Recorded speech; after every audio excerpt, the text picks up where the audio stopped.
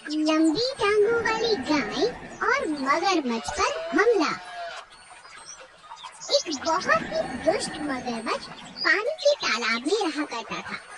अब उसके आसपास जो भी आता पानी के साथ वो उन्हें भी निगल जाता। अब आसपास तालाब के हर किसी का जाना बहुत मुश्किल हो चुका था।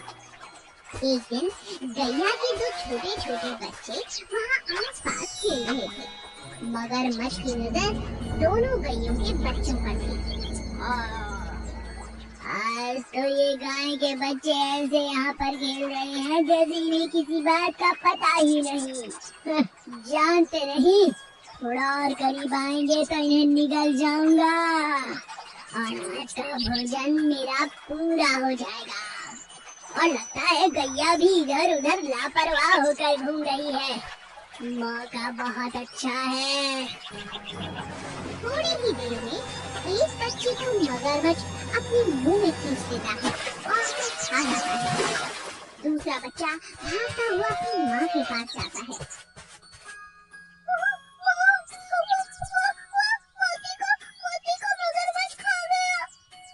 गैया भागती हुई वहाँ पर आती है और सिसक कर रोने लगती है।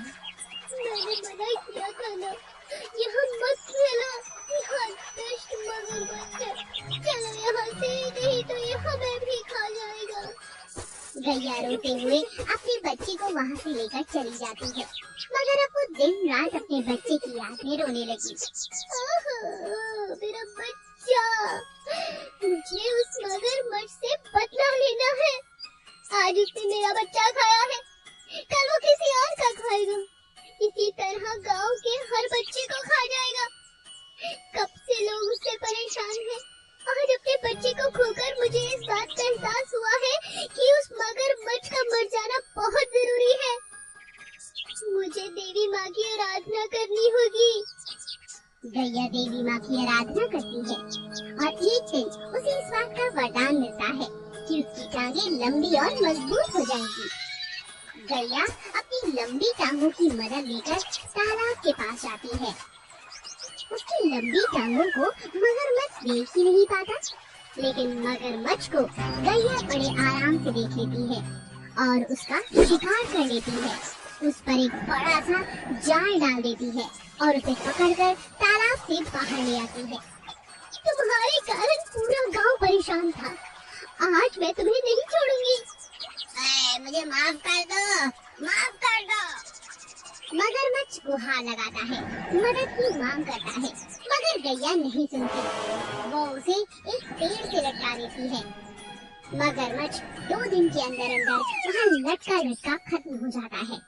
गैया भगवान का शुक्रिया अदा करती है और गैया का पूरा गांव, पूरा जंगल शुक्रिया अदा करता है, क्योंकि सबकी जान गैया ने जो बचाई थी।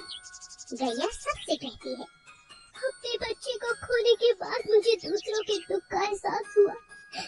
इस मगरमच्छ ने बहुत आतंक मचा रखा था। इसे तो ये सबक मिलना ही था। भगवान, आपका बहुत बहुत शुक्रिया। गरीब किसान की जादुई छड़ी। एक समय की बात है, बीजपुर गांव में मोंटी नाम का किसान रोज फसल काटने खेत में जाता था। एक दिन खेत से वापस घर आते वक्त बारिश हो रही थी। मोंटी एक पेड़ के नीचे थोड़ी देर के लिए बैठ गया। जैसे ही वो घर जाने के लिए खड़ा हुआ, वो गीली मिट्टी में अचानक फंस गया और उसका जूता पूरी तरह से मिट्टी में सन गया और गंदा हो गया। हे भगवान, अब मैं पैदल कैसे घर जाऊंगा? रास्ते में तो बहुत सारे कंकड़ पत्थर होंगे। पूरा जूता पानी और मिट्टी से भर चुका है। तभी उसे अचानक पेड़ के पीछे एक कपड़े की गठरी दिखाई पड़ती है, जिसके अंदर एक जादुई लकड़ी थी। मोंटी उसे देखकर उत्सुक हो जाता है और जैसे ही मोंटी लकड़ी को पकड़ता है, उस लकड़ी में चमक आ जाती है। वो डर के मारे लकड़ी को गिरा देता है। अरे ये क्या? लकड़ी उसके दूसरे जूते में जाकर गिर जाती है और उसका जूता नया हो जाता है। अरे वाह, ये तो जादुई छड़ी लगती है। ये जरूर एक जादूगर की होगी। ये जादुई है। हे भगवान, बहुत बहुत शुक्रिया। कोई दिख तो रहा नहीं, अब तो ये मेरी हुई ना, मैं तो धन्य हो गया। वो खुश होकर अपने घर जाने लगता है। रास्ते में उसे उसका पड़ोसी राजू दिखाई देता है। राजू उससे कहता है, अरे मोंटी भाई, ये नए जूते कहाँ से लिए? जरा हमें भी तो दिखाओ। मोंटी उसकी बात ना सुनकर सीधा घर चला आता है और घर आकर अपनी पत्नी से कहता है, अरे सीता देखो, मैं तुम्हारे लिए नए जूते लेकर आया हूँ। अरे नए जूते कहाँ से आए हैं? अरे वाह, ये तो बहुत महंगे दिखाई दे रहे हैं मुझे। ये नए जूते इस जादुई छड़ी के लिए हैं। देखो, अभी मैं तुम्हें जादू दिखाता हूँ। मोंटी घर की हर चीज को छड़ी से छूता है और घर की सभी चीजें नई हो जाती हैं। यह देखकर उसकी पत्नी की खुशी का ठिकाना नहीं रहता। अरे वाह, अब तो हम मालामाल हो गए जी। तुम इस छड़ी को किसी सुरक्षित जगह पे रख दो, कहीं कोई चोरी ना कर ले। मोंटी छड़ी को दरवाजे के पीछे रख देता है। मोंटी के पड़ोसी राजू ने छड़ी का जादू खिड़की से ही देख लिया था। रात के समय राजू चुपके से उसके घर में घुस आता है और उस छड़ी को चुरा कर अपने घर ले आता है। वो अपने घर जाता है तो उसके घर की सारी चीजें टूटनी शुरू हो जाती है। राजू और उसकी पत्नी जोर जोर से रोने लगे। अरे अरे भाई, तुम्हारे घर की सभी चीजें टूट क्यों रही है? ये आवाजें कैसी? मोंटी को देखकर राजू उसे रोते हुए कहता है, मैं चुपके से तुम्हारे घर से जादुई छड़ी चुरा लाया था। वो मैंने खिड़की पे भाभी जी को तुम्हें जादू दिखाते हुए देख लिया था ना, लेकिन छड़ी को लाते ही हमारे घर की सारी चीजें टूटने लग गई हैं। हमारी मदद करो यार। मोंटी तुरंत उस छड़ी को तोड़ देता है और सब कुछ वापस से हो जाता है। मेरे दोस्त, मुझे माफ कर दो। अब मैं ईमानदारी से पैसे कमाऊंगा, मेहनत करूंगा और फिर कभी चोरी नहीं करूंगा, ये मेरा वादा है तुमसे।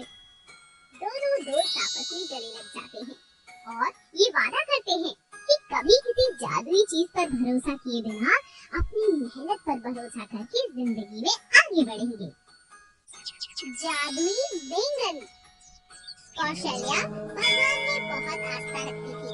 उसका पति और वो दोनों ही बहुत ज्यादा मेहनत करते थे, अपना घर चलाते थे, लेकिन फिर भी उनके घर से गरीबी दूर होने का नाम ही नहीं लेती थी।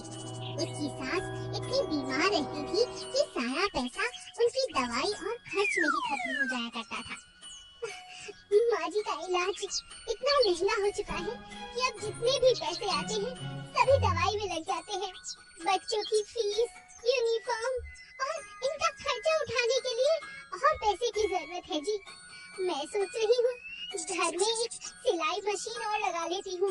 रात में कपड़े सिलूंगी तो थोड़े पैसे ज्यादा आएंगे। अरे कौशल्या, तुम रहने दो, तुम बस माँ और बच्चों का ख्याल रखो। मैं कुछ सोचता हूँ कमाई के बारे में। कौशल्या के पति का काम बहुत अच्छा नहीं चल रहा था। वो दिन रात मेहनत करने लगा, लेकिन दूसरी तरफ कौशल्या भगवान की आराधना में कोई कमी नहीं छोड़ती। एक दिन अपनी तनख्वाह लाकर अपनी पत्नी को देता है। कौशल्या तुरंत उसमें से कुछ पैसे निकालकर गरीबों में बांटने लगती है। तभी उसकी बेटी उससे कहती है, माँ, तुम तो पिताजी से कह रही थी कि पैसे नहीं हैं और अब तुम गरीबों को मुफ्त में पैसे बांट रही हो। हाँ बेटा, ये तो पुण्य का काम है। चाहे हमारे पास कम पैसे हो या ज्यादा, हमें हमेशा मदद के लिए हाथ बढ़ाना चाहिए। और हाँ, याद रखना, अगर हम दूसरों की मदद करेंगे तो भगवान हमारी मदद करेगा बेटा। कौशल्या का मन बहुत साफ था। भगवान की कृपा से एक दिन सब्जी लेते हुए उसे 2 चमकते हुए बैंगन नजर आए। वो उन्हें खरीदकर अपने घर ले आती है।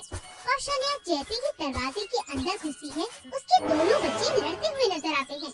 अरे अरे अरे, इसने मेरा खिलौना लिया। नहीं, इसने तोड़ा है मेरा खिलौना। अरे अरे, लड़ते क्यों हो? नया खिलौना मैं ला देती हूँ।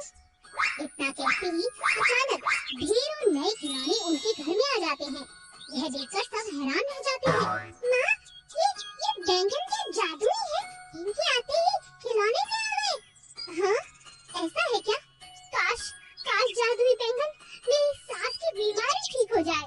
अचानक कौशल्या की सास उठकर खड़ी हो जाती है और भली चंगी महसूस करती है। अरे बेटी, मैं बिल्कुल ठीक हूँ। हाँ, ये कैसे हुआ?